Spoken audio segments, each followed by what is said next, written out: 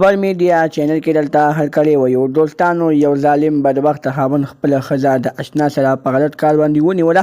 بل هغه اشنا سره غلط کار نیولو نه بعد خاوند خپل ښځه او اشنا دوانه د غیرت په نوم باندې قتل کړه ښځې داسې کار ولې وکړو چې اشنا یې ځان ته کور ته راوغوښتو او په کور کې ورسره زنا کوله بدکاري کوله بیا خاوند خپل ښځه او اشنا دوانه ونیول او دوانه یې د غیرت په نوم باندې قتل کړه خاوند پولیسو نیولی دی پولیسو ته یې څه بیان ورکړی د خاوند خبرې تاسو سره زه دلته په دې ویډیو کې شریکوم زموږ دا ویډیو خامخا وګورئ چې د خاوند د خبرو نه ځان خبر کړئ دغه رنګې نورو معلوماتي ویډیوګانو لپاره زموږ خبر میډیا چینل سبسکرایب کړئ د نشان خامخا وخی زموږ خالي رواني معلوماتي ویډیو تاسو ته په اسانۍ سره ملاویږي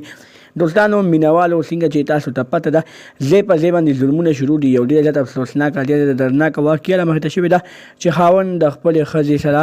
اشنا ګیر کو اشنا ورسره په غلط کار باندې ونیو چې د اشنا سره غلط کار کولو نو چې کله خاوند دغه مناظره ولیدله دغه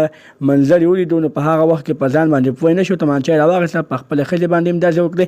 په هغه اشنا یې هم داسې وکړې او دوانه یې په هغه کټ کې ډېر زیات په بد حال سره قتل کړه دوستانو پولیس وایي چې خاوند یو طرف ته ښه کار کړی او بل طرف ته ښه کار نه دی کړی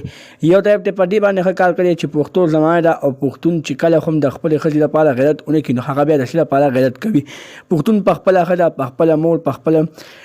خور هغه باندې ډېر زیات نازېږي په خپله مور په خپله خور په خپله ښځه باندې ډېر زیات عزت لري ډېر زیات غیرت لري دوستانو دغه سړي عزت او غیرت دپاره داسې کار کړی دی عزت او غیرت دپاره داسې کارنامه کړې ده عزت او غیرت دپاره په دوی باندې ډزې کړي دي نو دوستانو دغه خاوند وایي چې ما غلط کار نه دی کړی ما چې څه کړي ما د خپل ځان بچ کولو دپاره کړي خپل خاندان کې مې نوم نه خرابو خپل عزت او خپل غیرت مې نه خرابو دغه خپل عزت او خپل غیرت ما ته ډېر زیات ګران او ډېره وجې ما داسې فیصله وکړه چې زه داسې وکړم او دا دوانه په تاسو باندې علم او قتل کړم دوستانو دغه رنګې نورو معلوماتي ویډیوګانو لپاره زموږ خبر میډیا چینل سبسکرایب کړئ د نشان څخه مخه واخلئ زموږ خالي رواني معلوماتي ویډیو تاسو ته په اسانۍ سره ملاویږي والسلام